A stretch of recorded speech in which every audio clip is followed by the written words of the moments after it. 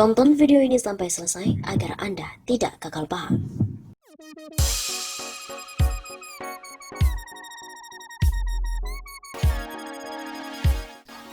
Indonesia makin kacau balau, sementara itu ada yang dalami korupsi BPJS Ketenagakerjaan.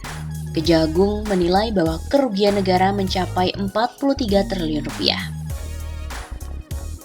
Saat ini sedang ribut-ribut kasus FPI, pembunuhan, kemudian ada HGU, dan lain sebagainya. Namun yang perlu kita tahu, Direktur Penyidikan Jaksa Agung Muda, Pidana Khusus atau Jampitsus Kejagung Febri Ardiansyah, menyebutkan saat ini terdapat dugaan kasus korupsi BPJS Ketenagakerjaan yang mencapai 43 triliun rupiah. Kasus dugaan korupsi BPJS Ketenagakerjaan yang diduga sama seperti sengkarut PT Jiwasraya ini, di mana telah melibatkan banyak sekali transaksi. BPJS sampai sekarang masih dilihat karena kayak Jiwasraya, transaksinya pun banyak, nilainya sampai 43 triliun rupiah. Dan itu ada di reksadana serta saham, kata Febri saat ditemui di Gedung Bundar Selasa 29 Desember.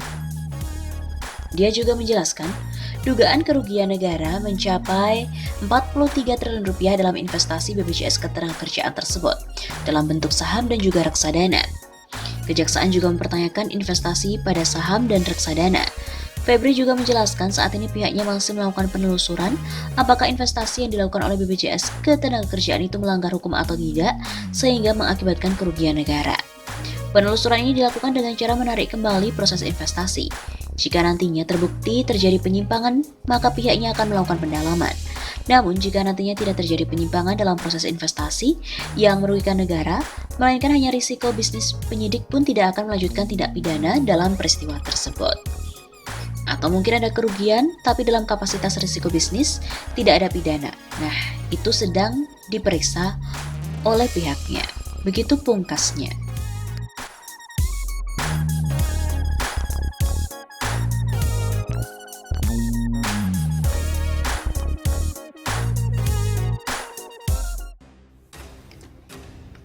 BPJS. Bapak Presiden Jokowi sehat? Terus terang, saya terpaksa menulis kembali persoalan BPJS ini karena jalan keluar yang diambil pemerintah benar-benar sudah sangat menzolimi rakyat.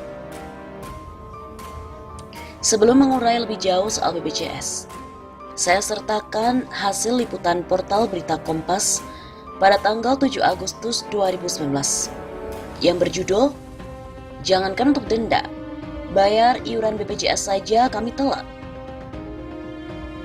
Suparni, 55 tahun, istri almarhum Sabarudin, warga desa Gondang, Karangrejo, Kabupaten Magetan, Jawa Timur, mengaku tidak memiliki uang untuk membayar denda keterlambatan BPJS. Jangankan untuk membayar denda, untuk membayar iuran bulanan saja terlambat, ujar Suparni pada hari Rabu 7 Agustus lalu.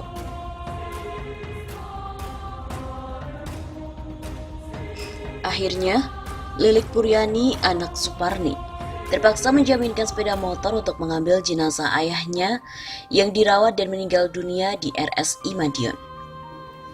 Lilik Puryani mengatakan, saat itu pihak rumah sakit tiba-tiba menyodorkan pembayaran sebesar Rp6.800.000 ketika keluarga akan membawa pulang jenazah Sabarudin. Keluarga yang tidak memiliki uang untuk membayar akhirnya menjaminkan sepeda motor kepada pihak rumah sakit. Kepala Bagian Keuangan RSI, Siti Aisyah, di Kota Madiun, Fitri Saptaningrum, didampingi Humas dan Pemasaran Syarif Hafiat, mengatakan prosedur di rumah sakit, biaya pasien harus dibayar lunas sebelum keluar dari rumah sakit. Menurut Fitri, saat itu pasien tidak dibiayai oleh BPJS, sebab masih ada denda keterlambatan pembayaran premi BPJS yang belum dibayar. Dalam kasus tadi, seharusnya pemerintah yang turun tangan dengan membebaskan beban yang dialami keluarga Suparni. Derita yang dialami Suparni betul-betul sangat tragis. Suparni ditinggal suaminya meninggal. Lalu keluarganya harus menanggung beban karena terpaksa harus menjaminkan sepeda motor pada pihak RSI Madiun. agar bisa mengambil jenazah suaminya dari rumah sakit. Penderitaan yang hampir sama dialami masyarakat perkotaan akibat BPJS ini. Tetangga saya di Kompleks Perumahan Bumi Serpong Damai, BSD, Tangerang Selatan mengeluh. Saya sudah punya kartu berobat keluarga yang diberikan kantor. Saat anak saya diterima di perguruan tinggi pemerintah, diminta untuk membuat kartu BPJS untuk anak saya sebagai syarat kewajiban siswa. Saat pengurusnya, pihak BPJS menyatakan pembuatan kartu BPJS sesuai kartu keluarga di mana terdaftar nama ayah, ibu, dan beberapa anak. Mereka bilang harus semua bikin BPJS dan setor dananya sesuai daftar nama di kartu keluarga. Jadi pemerintah mewajibkan semua orang untuk memiliki BPJS. Tidak peduli mereka yang sudah memiliki asuransi atau jaminan kesehatan dari kantor. Hal yang sama disampaikan salah satu pendengar Radio Dakta di Bekasi ketika saya menjadi narasumber tetap di radio tersebut. Kini, isu BPJS sudah menjadi masalah masyarakat akibat ketidakbecusan pemerintah, khususnya Kementerian Keuangan terutama PT BPJS Kesehatan dalam mengelola dana masyarakat untuk program pelindungan kesehatan. Program BPJS Kesehatan diberlakukan 1 Januari 2014. Program ini mengganti asuransi kesehatan dari pemerintah yang dikenal dengan Askes. BPJS Kesehatan membagi pesertanya menjadi 2 kategori, yakni PBI atau penerima bantuan iuran dan peserta BPJS Kesehatan. Peserta BPJS Kesehatan dibagi dalam 3 kelas, yakni kelas 3, kelas 2, dan kelas 1. Yang iurannya berbeda-beda.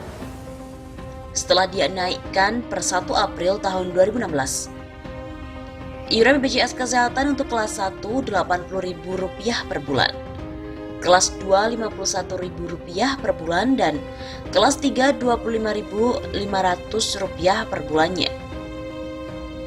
Tahun 2020, iuran BPJS kembali akan dinaikkan, kecuali peserta BPJS Mandiri kelas 3. Alih-alih pemerintah bisa memberikan perlindungan dan jaminan kesehatan secara gratis kepada masyarakat miskin, yang terjadi sekarang pemerintah justru merampok uang rakyat melalui kewajiban membayar iuran BPJS. Kalau membandel, pengurusan surat-surat akan dipersulit.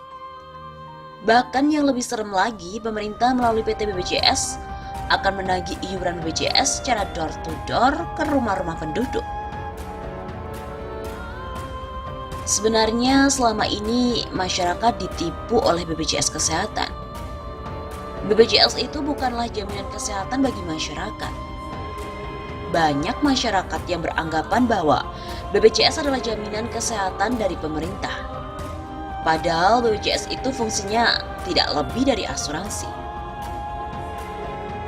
BPJS didanai dari uang pribadi masyarakat.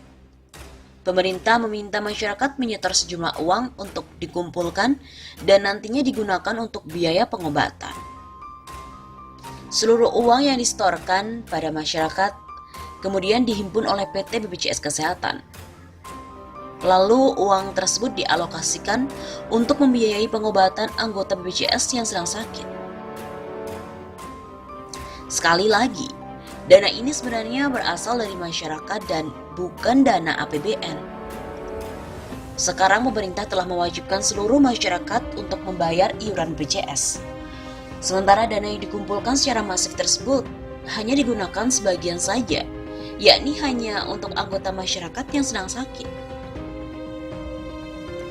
BPJS adalah kamuflase pemerintah untuk menutupi penyelewengan dana subsidi BBM.